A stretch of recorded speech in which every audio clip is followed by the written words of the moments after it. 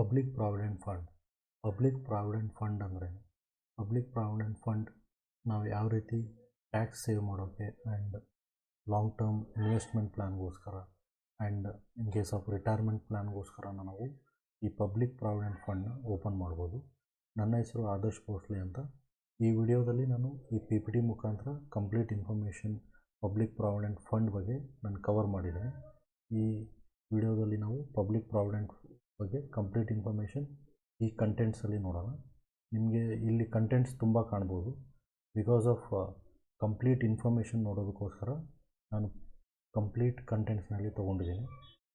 Introduction to PPF ಇರ್ಬೋದು, eligibility ಇರ್ಬೋದು, PPF ಅಕೌಂಟ್ನ ಯಾವ ರೀತಿ ನಾವು ಓಪನ್ ಮಾಡಬೇಕು, PPF ಅಕೌಂಟ್ನ ಫೀಚರ್ಸ್ ಏನಿದೆ, ಆ್ಯಂಡ್ ಇದರಲ್ಲಿ ಲೋನ್ಸ್ ಯಾವ ರೀತಿ ನಾವು ತೊಗೋಬೋದು, ಆ್ಯಂಡ್ ವಿತ್ಡ್ರಾವಲ್ಸ್ ಯಾವ ರೀತಿ ನಾವು ಮಾಡ್ಬೋದು, ಆ್ಯಂಡ್ ನಾಮಿನೇಷನ್ ನಾವು ಯಾರಿಗೆ ಮಾಡಬೇಕು, and PPF default and premature closure. In case of PPF ನಾವು ಅಕೌಂಟ್ ಓಪನ್ ಮಾಡಿಬಿಟ್ಟು ನಾವು ಕಂಟಿನ್ಯೂಸ್ ಆಗಿ ಪೇ ಮಾಡಿಲ್ಲ ಅಂದರೆ ಡಿಫಾಲ್ಟ್ ಆದರೆ ನಾವು ಏನು ಮಾಡಬೇಕು, ಆಮೇಲೆ transfer of PPF account and PPF tax ಕನ್ಸೆಷನ್ಸಲ್ಲಿ ಯಾವ ರೀತಿ ವರ್ಕ್ ಆಗುತ್ತೆ ಅಂತ ನಾನು ಕಂಪ್ಲೀಟ್ ಇನ್ಫಾರ್ಮೇಷನಲ್ಲಿ ಕವರ್ ಮಾಡಿದ್ದೀನಿ. Introduction to public provident fund. Public ಪ್ರಾವಿಡೆಂಟ್ ಫಂಡ್ನ ಇಂಟ್ರಡಕ್ಷನ್ ನಾವು ನೋಡೋದಾದರೆ ಈ ಸ್ಕೀಮ್ ಬಂದ್ಬಿಟ್ಟು 1968 national savings institute, ministry of finance ಅವರು ಇಂಟ್ರೊಡ್ಯೂಸ್ ಮಾಡ್ತಾರೆ. ಆ್ಯಂಡ್ ಈ ಸ್ಕೀಮ್ನ ಮೇನ್ ಏಮ್ ಇರೋದು ನಿಮಗೆ ಇಲ್ಲಿ ಸೇವಿಂಗ್ಸ್ ಆಫರ್ ಮಾಡುತ್ತೆ ವಿತ್ ರೀಸನಬಲ್ ರಿಟರ್ನ್ಸ್. ನಿಮಗೆ ಇಂಪಾರ್ಟೆಂಟಾಗಿ ಇನ್ಕಮ್ ಟ್ಯಾಕ್ಸ್ ಬೆನಿಫಿಟ್ ಇಲ್ಲಿ ಸಿಗುತ್ತೆ. And public provident fund scheme ಬಂದ್ಬಿಟ್ಟು ಸೆಂಟ್ರಲ್ ಗೌರ್ಮೆಂಟಿಂದ ಗ್ಯಾರಂಟಿಡ್ ಸ್ಕೀಮ್ ಆಗಿರುತ್ತೆ. ಆಮೇಲೆ ಈ ಪಬ್ಲಿಕ್ ಪ್ರಾವಿಡೆಂಟ್ ಫಂಡ್ ಸ್ಕೀಮಲ್ಲಿ in case of court order ಇದ್ರೂ ಈ ಪಬ್ಲಿಕ್ ಪ್ರಾವಿಡೆಂಟ್ ಫಂಡ್ ಏನು ಬ್ಯಾಲೆನ್ಸ್ ಇರುತ್ತೆ ಅದನ್ನು ರಿಕವರ್ ಮಾಡ್ಕೊಳ್ಳೋಕೆ ಆಗೋದಿಲ್ಲ. ಬಟ್ ನಿಮಗೆ ಇನ್ಕಮ್ ಟ್ಯಾಕ್ಸ್ ಅಥವಾ ನೀವು ಅದರ್ ಗೌರ್ಮೆಂಟ್ ಅಥಾರಿಟೀಸಲ್ಲಿ ಏನಾದರೂ ನಿಮ್ಮ ಡ್ಯೂಸ್ ಇದ್ದರೆ ಅದನ್ನು ರಿಕವರಿಗೋಸ್ಕರ ಇಲ್ಲಿ ಅವರು ತೊಗೋಬೋದು. ಪಬ್ಲಿಕ್ ಪ್ರಾವಿಡೆಂಟ್ ಫಂಡ್ ಎಲಿಜಿಬಿಲಿಟಿ ನಾವು ನೋಡೋದಾದರೆ any Indian resident public provident fund ಅಕೌಂಟ್ನ ಓಪನ್ ಮಾಡ್ಬೋದು. ಆ್ಯಂಡ್ ಆ್ಯಸ್ ನಾವು ಮುಂಚೆ ನೋಡಿದಾಗೆ ಇಲ್ಲಿ ನಿಮಗೆ ಟ್ಯಾಕ್ಸ್ ಫ್ರೀ ರಿಟರ್ನ್ಸ್ ಇರುತ್ತೆ. ಆ್ಯಂಡ್ NRI ಅವರಿಗೆ public provident fund as per ministry of economic affairs announcement ಪ್ರಕಾರ ಆಗಸ್ಟ್ 2018 ಅವರು ಅನೌನ್ಸ್ಮೆಂಟ್ ಮಾಡಿದ ಪ್ರಕಾರ ಈ ಪಬ್ಲಿಕ್ ಪ್ರಾವಿಡೆಂಟ್ ಫಂಡ್ನ NRI ಅವರು ಓಪನ್ ಮಾಡೋಕ್ಕಾಗೋದಿಲ್ಲ. ಹವೆವರ್ ಅವರು ಮುಂಚೆ ಏನಾದರೂ ಈ public provident fund account open ಮಾಡಿದರೆ ಅವರ ವಾಟ್ ಎವರ್ ಮೆಚ್ಯೂರಿಟಿ ಪೀರಿಯಡ್ ಇರುತ್ತೆ ಅಪ್ ಟು ಮೆಚ್ಯೂರಿಟಿ ಪೀರಿಯಡ್ವರೆಗೂ ಅವರು ಕಾಂಟ್ರಿಬ್ಯೂಷನ್ ಮಾಡ್ಬೋದು. ಆ್ಯಂಡ್ ಈ PPF ಅಕೌಂಟ್ನ ಮೈನರ್ಸ್ ಸಹ ಓಪನ್ ಮಾಡ್ಬೋದು. ಇನ್ ಕೇಸ್ ಆಫ್ 18 ಇಯರ್ಸ್ ಬಿಲೋ ಯಾರಾದರೂ ಇದ್ದರೆ ಅವರು ಅವರ ಪೇರೆಂಟ್ನ ಗಾರ್ಡಿಯನ್ ಆಗಿ ಮಾಡಿಬಿಟ್ಟು ಈ PPF ಅಕೌಂಟ್ನ ಓಪನ್ ಮಾಡ್ಬೋದು. And public provident fund account one person only one account ಮಾತ್ರ ಓಪನ್ ಮಾಡೋಕ್ಕಾಗೋದು. ಪಬ್ಲಿಕ್ ಪ್ರಾವಿಡೆಂಟ್ ಫಂಡ್ ಅಕೌಂಟ್ನ ಯಾವ ರೀತಿ ಓಪನ್ ಮಾಡಬೇಕು ಅಂದರೆ ವಾಲಂಟ್ರಿಲಿ ನೀವು ನ್ಯಾಷನಲೈಸ್ಡ್ ಬ್ಯಾಂಕಲ್ಲಿ ನಿಮ್ಮ ಅಕೌಂಟ್ ಇದ್ದರೆ ಅಥವಾ ಪ್ರೈವೇಟ್ ಬ್ಯಾಂಕಲ್ಲಿ ನಿಮ್ಮ ಅಕೌಂಟ್ ಇದ್ದರೆ ನೀವು ಅಲ್ಲಿ ಕಾಂಟ್ಯಾಕ್ಟ್ ಮಾಡ್ಬೋದು. ಅವ್ರು ನಿಮಗೆ ನೀವು ಬ್ರ್ಯಾಂಚ್ ವಿಸಿಟ್ ಮಾಡಿದರೆ ಅವ್ರು ನಿಮಗೆ ಈ PPF ಅಕೌಂಟ್ ಓಪನಿಂಗ್ ಫಾರ್ಮ್ ಕೊಡ್ತಾರೆ ಆ್ಯಂಡ್ ಫರ್ದರ್ ಡೀಟೇಲ್ಸ್ ಕೊಡ್ತಾರೆ.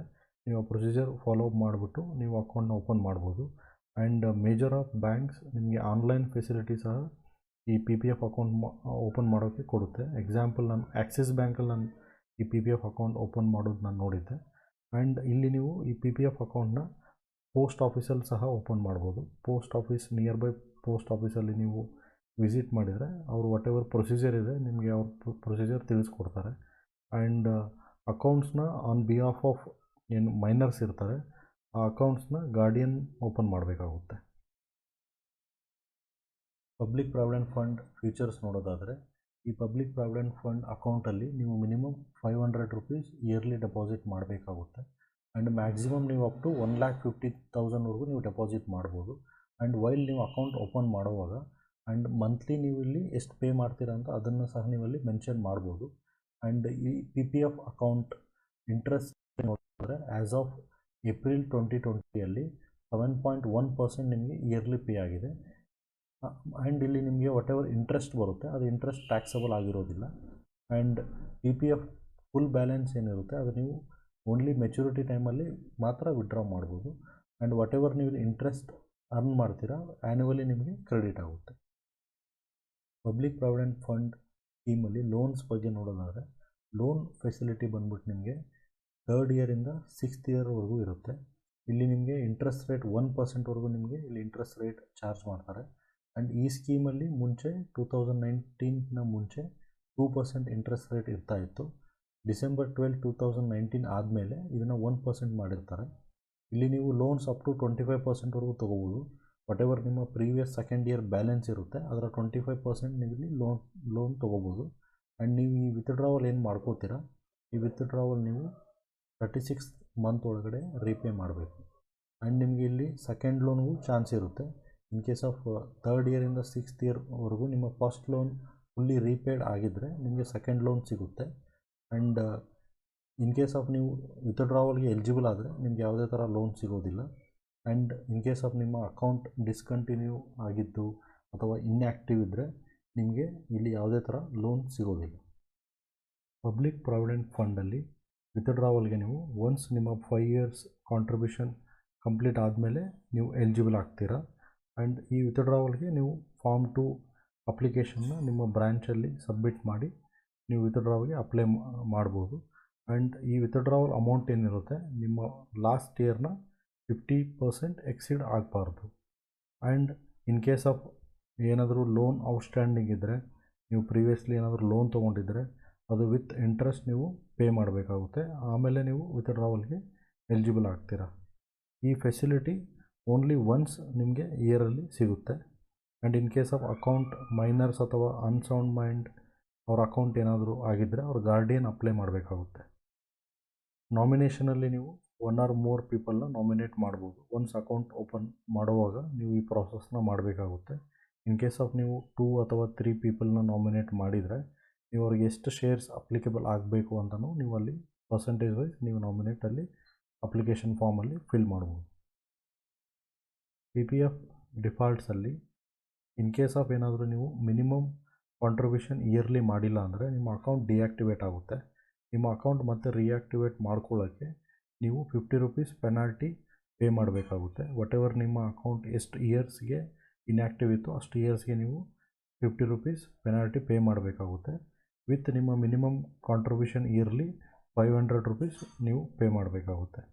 ಇನ್ ಕೇಸ್ ಆಫ್ ಏನಾದರೂ ಅಕೌಂಟ್ ಹೋಲ್ಡರ್ ಡೆತ್ ಆದರೆ ಅವರ ನಾಮಿನಿ ಯಾರಿರ್ತಾರೆ ಅವರ ನಾಮಿನಿಗೆ ವಾಟ್ ಎವರ್ ನಿಮ್ಮ ಅಕೌಂಟಲ್ಲಿ ಬ್ಯಾಲೆನ್ಸ್ ಇರುತ್ತೆ ಅದು ಪೇ ಆಗುತ್ತೆ. ಈವನ್ ಬಿಫೋರ್ 15 ಇಯರ್ಸ್ ಅದು ಪೇ ಆಗುತ್ತೆ. ಪ್ರೀಮೇಚರ್ ಕ್ಲೋಸರ್ ಒನ್ಸ್ ನಿಮ್ಮ ಅಕೌಂಟ್ 5 ಇಯರ್ಸ್ ಆದಮೇಲೆ ನೀವು ಪ್ರೀಮೇಚರ್ ಕ್ಲೋಸರ್ಗೆ ಅಪ್ಲೈ ಮಾಡ್ಬೋದು. ಓನ್ಲಿ ನಿಮಗೆ ಈ ರೀಸನಲ್ಲಿ ನೀವು ಅಪ್ಲೈ ಮಾಡಬೇಕಾಗುತ್ತೆ. Medical treatment of family members and in case of ನಿಮಗೆ ಹೈಯರ್ ಎಜುಕೇಷನ್ಗೆ ಏನಾದರೂ ಅಮೌಂಟ್ ಬೇಕಾಗಿದ್ದರೆ ನೀವು ಪ್ರೀಮೇಚರ್ ಕ್ಲೋಸರ್ಗೆ ಅಪ್ಲೈ ಮಾಡ್ಬೋದು. ಆ್ಯಂಡ್ ಪ್ರೀಮೇಚರ್ ಕ್ಲೋಸರ್ ನಿಮಗೆ 1% ಪೆನಾಲ್ಟಿ ಇಂಟ್ರೆಸ್ಟ್ ರೇಟಿಂದ ಬರುತ್ತೆ. Transfer of PPF account. Once ನೀವು ನಿಮ್ಮ PPF ಅಕೌಂಟ್ನ ಟ್ರಾನ್ಸ್ಫರ್ ಮಾಡೋಕ್ಕೆ ಡಿಸೈಡ್ ಮಾಡಿದರೆ ನಿಮ್ಮ ಬ್ಯಾಂಕಿಂದ ಇನ್ನೊಂದು ಬ್ಯಾಂಕಿಗೆ ಆಗಿರ್ಬೋದು, ಇಲ್ಲ ನಿಮ್ಮ ಬ್ಯಾಂಕಿಂದ ಪೋಸ್ಟ್ ಆಫೀಸ್ಗೆ ಆಗಿರ್ಬೋದು, ಇಲ್ಲ ಪೋಸ್ಟ್ ಆಫೀಸಿಂದ ನಿಮ್ಮ ಬ್ಯಾಂಕ್ ಆಗಿರ್ಬೋದು, ನೀವು ಸ್ಟೆಪ್ 1ಅಲ್ಲಿ ನಿಮ್ಮ ಬ್ಯಾಂಕ್ ಅಥವಾ ಪೋಸ್ಟ್ ಆಫೀಸ್ ಎಕ್ಸಿಸ್ಟಿಂಗ್ ನಿಮ್ಮ ಅಕೌಂಟ್ ಎಲ್ಲಿರುತ್ತೆ ಅವ್ರಿಗೆ ಕಾಂಟ್ಯಾಕ್ಟ್ ಮಾಡಬೇಕಾಗುತ್ತೆ. ಅವ್ರು ನಿಮಗೆ ಟ್ರಾನ್ಸ್ಫರ್ ಫಾರ್ಮ್ ಕೊಡ್ತಾರೆ. ಆ ಟ್ರಾನ್ಸ್ಫರ್ ಫಾರ್ಮ್ನ ನೀವು ಅಲ್ಲಿ ಫಿಲ್ ಮಾಡಿ ಕೊಟ್ಟಮೇಲೆ ಸ್ಟೆಪ್ 2ಅಲ್ಲಿ ನಿಮ್ಮ ಎಕ್ಸಿಸ್ಟಿಂಗ್ ಬ್ಯಾಂಕ್ ಅಥವಾ ಪೋಸ್ಟ್ ಆಫೀಸ್ ಬ್ರ್ಯಾಂಚ್ ಏನಿರುತ್ತೆ ಅವರು ನಿಮ್ಮ certified copy of the account opening application, nomination form, specimen signature and ನಿಮ್ಮ ಔಟ್ಸ್ಟ್ಯಾಂಡಿಂಗ್ ಅಮೌಂಟ್ ಏನಿರುತ್ತೆ ಅದರ ಚೆಕ್ ಅಥವಾ DD ಅವರು ನಿಮ್ಮ ನ್ಯೂ ಬ್ಯಾಂಕ್ಗೆ ಅಥವಾ ಪೋಸ್ಟ್ ಆಫೀಸ್ ಅಕೌಂಟ್ ಬ್ರ್ಯಾಂಚ್ ನೀವು ಸಬ್ಮಿಟ್ ಮಾಡಿರ್ತೀರ ಮುಂಚೆ ಅಲ್ಲಿಗೆ ಫಾರ್ವರ್ಡ್ ಮಾಡ್ತಾರೆ. ಒನ್ಸ್ ನಿಮ್ಮ ಬ್ಯಾಂಕ್ ಅಥವಾ ಪೋಸ್ಟ್ ಆಫೀಸ್ ಬ್ರ್ಯಾಂಚ್ ನಿಮ್ಮ ಎಲ್ಲ ಡೀಟೇಲ್ಸ್ ರಿಸೀವ್ ಮಾಡ್ಕೊಂಡ್ಮೇಲೆ ಅವ್ರು ನಿಮಗೆ ಇನ್ಫಾರ್ಮ್ ಮಾಡ್ತಾರೆ. ಆ ಇನ್ಫಾರ್ಮ್ ಮಾಡಿದ ಮೇಲೆ ನೀವಲ್ಲಿ ಮತ್ತೆ new PPF account opening form ಕೊಡಬೇಕು ವಿತ್ ನಿಮ್ಮ ಓಲ್ಡ್ ಪಾಸ್ಬುಕ್ ಜೊತೆ. ಆಲ್ಸೋ ನೀವು ನಾಮಿನಿ ಇನ್ಫಾರ್ಮೇಷನಲ್ಲಿ ನಿಮ್ಮ ನ್ಯೂ ಅಕೌಂಟ್ಗೆ ಕೊಡಬೇಕಾಗುತ್ತೆ. ಆಲ್ಸೋ ನೀವಲ್ಲಿ ನಿಮ್ಮ KYCನ ಸಬ್ಮಿಟ್ ಮಾಡಬೇಕಾಗುತ್ತೆ. ಒನ್ಸ್ ನೀವು ಇದು ಸಬ್ಮಿಟ್ ಮಾಡಿದ ಮೇಲೆ ಇನ್ ಕೇಸ್ ಆಫ್ ನಿಮ್ಮ ಹತ್ರ ಇಂಟರ್ನೆಟ್ ಬ್ಯಾಂಕಿಂಗ್ ಫೆಸಿಲಿಟಿ ಇದ್ದರೆ ನೀವಲ್ಲಿ ಚೆಕ್ ಮಾಡ್ಬೋದು ನಿಮ್ಮ ಅಕೌಂಟ್ ಟ್ರಾನ್ಸ್ಫರ್ ಆಗಿದೆಯಾ ಇಲ್ಲ ಅಂತ. ಇನ್ ಕೇಸ್ ಆಫ್ ನಿಮ್ಮ ಹತ್ರ ಇಂಟರ್ನೆಟ್ ಬ್ಯಾಂಕಿಂಗ್ ಫೆಸಿಲಿಟಿ ಇಲ್ಲ ಅಂದರೆ ನೀವು ನಿಮ್ಮ ಬ್ರ್ಯಾಂಚ್ ನ್ಯೂ ಬ್ರ್ಯಾಂಚ್ ಅಥವಾ ಪೋಸ್ಟ್ ಆಫೀಸ್ ಬ್ರ್ಯಾಂಚ್ ಏನಿರುತ್ತೆ ಅಲ್ಲಿ ಕಾಂಟ್ಯಾಕ್ಟ್ ಮಾಡಿದರೆ ಅವ್ರು ನಿಮಗೆ ಇನ್ಫಾರ್ಮೇಷನ್ ಕೊಡ್ತಾರೆ. ಟ್ಯಾಕ್ಸ್ ಕನ್ಸೆಷನ್ಸ್ ನಿಮಗೆ PPF ಅಕೌಂಟ್ ಓಪನ್ ಮಾಡೋಕ್ಕೆ ಅಟ್ರ್ಯಾಕ್ಟ್ ಮಾಡ್ಬೋದು. ನೀವು ಇಲ್ಲಿ under tax reduction section 80C of income tax ಪ್ರಕಾರ ಅಪ್ ಟು 1,50,000ವರೆಗೂ ನೀವು ಇಲ್ಲಿ ಟ್ಯಾಕ್ಸ್ ಬೆನಿಫಿಟ್ ತೊಗೋಬೋದು. ಆ್ಯಂಡ್ ಇಲ್ಲಿ ವಾಟ್ ಎವರ್ ನೀವು ಪಿ ಪಿ ಎಫ್ ಅಕೌಂಟಲ್ಲಿ ಇಂಟ್ರೆಸ್ಟ್ ಏನು ಅರ್ನ್ ಮಾಡ್ತೀರೋ ಅದು ಟ್ಯಾಕ್ಸ್ ಎಕ್ಸೆಂಪ್ಟ್ ಇರುತ್ತೆ. ಆ್ಯಂಡ್ ನಿಮ್ಮ ಏನು ಮೆಚುರಿಟಿ ಆಫ್ ಅಮೌಂಟ್ ಇರುತ್ತೆ ಆ ಅಮೌಂಟ್ ಸಹ ಟ್ಯಾಕ್ಸ್ ಎಕ್ಸೆಂಪ್ಟ್ ಇರುತ್ತೆ. Thank you for watching this video. In case of ಈ ಪಿ ಪಿ ಟಿ ನಿಮ್ಗೆ ಏನಾದರೂ ಬೇಕಾಗಿದ್ದರೆ ಈ ಡಿಸ್ಕ್ರಿಪ್ಷನ್ ಬಾಕ್ಸಲ್ಲಿ ಪಿ ಪಿ ಟಿಯ ಲಿಂಕ್ ಇದೆ, ನೀವು ಡೌನ್ಲೋಡ್ ಮಾಡ್ಕೋಬೋದು. ಆ್ಯಂಡ್ ಈ ವಿಡಿಯೋನ ಶೇರ್ ಮಾಡಿ ಸೊ ದಟ್ ಬೇರೆಯವ್ರಿಗೂ ಇನ್ಫಾರ್ಮೇಷನ್ ತಲುಪುತ್ತೆ. Thank you.